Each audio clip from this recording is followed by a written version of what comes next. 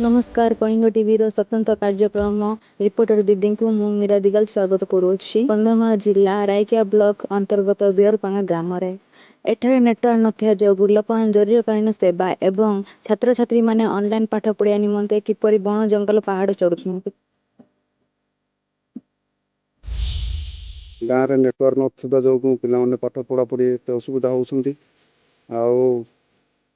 Ambulance बा रोगर किए पड़े आम्बुलांस फोन करने को किसी पहाड़ को जावाक पड़ू पहाड़ चढ़ी फोन करने को पड़ू चाउल हेले भी केते लोक जो अप्लाई करते नेटवर्क असुविधा जो आज पर्यंत कर सरकार को अनुरोध करुचु जदि नेटवर्क गोटे हाँ बोले आम बियरपांगा अंचल लोक मैंने उपकृत हाँ रोगी पड़े आम्बुलांस को डाक असुविधा होती तेणु आमको सरकार गोटे नेटवर्क बसईदे आम बहुत उपकृत हूँ। आम्बुलांस को फोन करने को हेले पहाड़ पर्वत को जाकर फोन करो सरकार को अनुरोध करोचु आम नेटवर्क गोटे देले बहुत सुविधा हाँ। आम गाँव में नेटवर्क नहीं आउ पिला मानक ज्वर पर हेले आम नेटवर्क पाऊनु पहाड़ उपर को छड़ी फोन करने को पड़ू सरकार को अनुरोध करुचु आम गाँव में नेटवर्क गोटे बसाई देले आम चिर उपकृत हेबु। पिला माने पाठ पढ़ी पारु नाहंती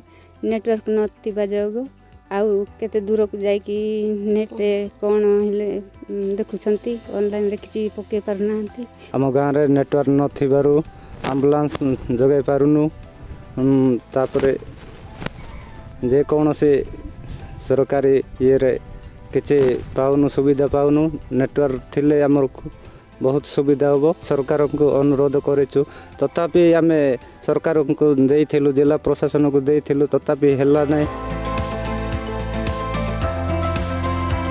आपण माने देखुथिले बियरपांगा ग्राम रे किपर नेटवर्क नथिया जोगु लोक माने बण जंगल पहाड़ चढ़ुछन्ति। कंधमाल जिला बियरपांगा ग्राम रिपोर्टर सुशांत दळेंको सह मु रिपोर्टर दीदी मीरा दिगाल कलिंग टीवी।